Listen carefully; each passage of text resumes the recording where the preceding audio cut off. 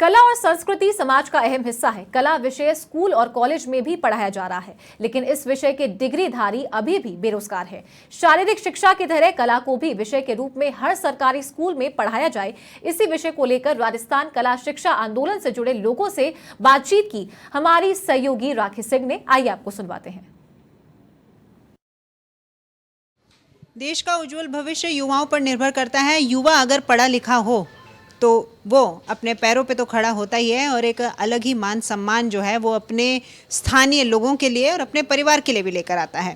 तो शिक्षा के अंदर हर सब्जेक्ट अपनी एक महत्वता रखता है। यहाँ पर अगर हम बात करें कला की, तो फाइन आर्ट्स भी एक ऐसा सब्जेक्ट है जिसको लेकर के चाहे प्राइवेट स्कूल हो चाहे सरकारी स्कूल हो, यहाँ पर हर बच्चे को बढ़ावा दिया जा रहा है कि वो फाइन आर्ट्स यानी कला के क्षेत्रों में आगे बढ़े।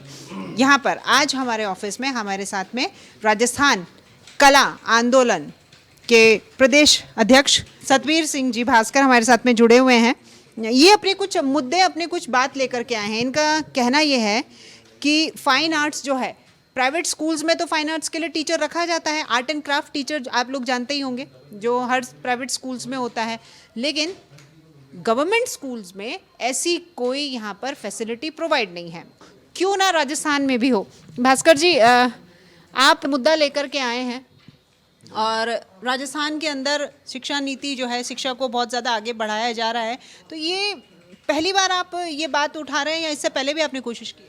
देखिए मैडम, ये राजस्थान का दुर्भाग्य कहेंगे हम कि यहाँ पर 1992 से पहले कला शिक्षकों की भर्ती नियमित रूप से होती थी और वो कला शिक्षक बच्चों को कला की तरफ जो उनमें सकारात्मकता, उनमें सृजनशीलता, उनमें क्रिएटिविटी वो एक पैदा करता है स्कूलों के अंदर।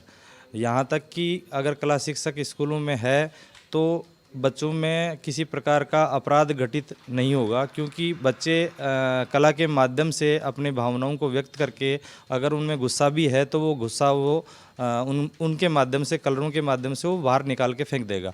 लेकिन राजस्थान में ये केवल राजस्थान में ही है ऐसा। अन्य स्टेटों के अंदर सभी स्कूलों के अंदर कला शिक्षकों की नियमित रूप से भर्ती होती है और वहाँ कला शिक्षक कार्यरत हैं। लेकिन राजस्थान में 1992 में एक गलत आदेश निकाल करके कला शिक्षकों की भर्ती को बंद कर दिया था।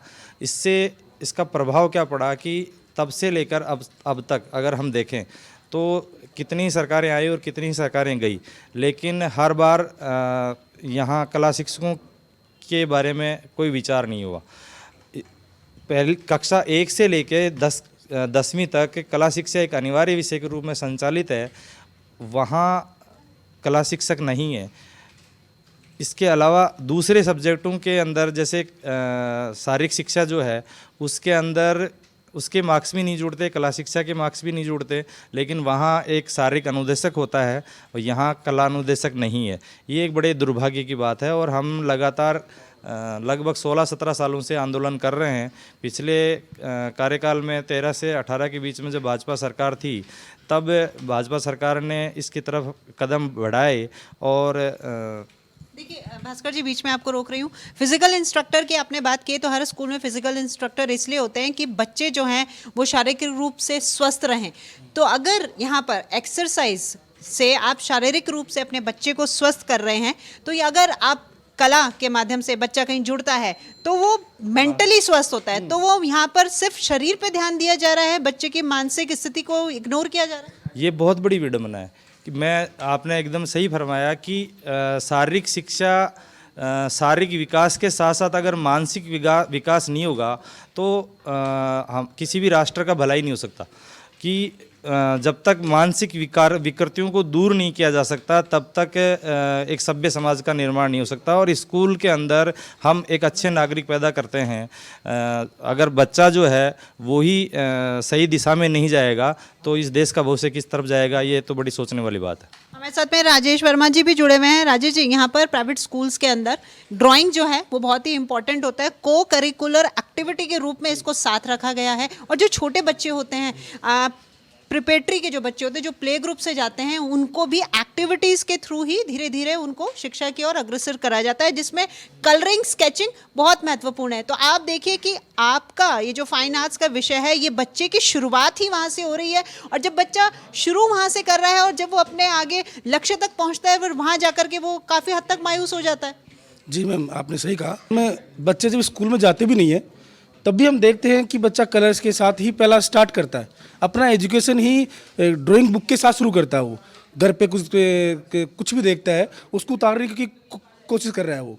लेकिन जब स्कूल में जा रहे हैं तो आर्ट, अगर राजस्थान की बात ना करें, अदर स्टेट की बात करें, दिल्ली, यूपी, पंजाब, जहाँ भी, यहाँ पर बच्चों को आर्ट एंड क्राफ्ट के जरिए पॉजिटिव चीज़ें सिखाई जाती है और बच्चे इंटरेस्ट के साथ सीखते भी है। लेकिन यहाँ के बच्चे सिर्फ रटाया जाता है, क्या खे गए, या 10th तक के जो बच्चे हैं उनको इन चीज़ों से दूर कर दिया जाता है। तो मानसिकता ये है कि बच्चा सीखता तो है लेकिन इतना प्रभाव नहीं कर पाता।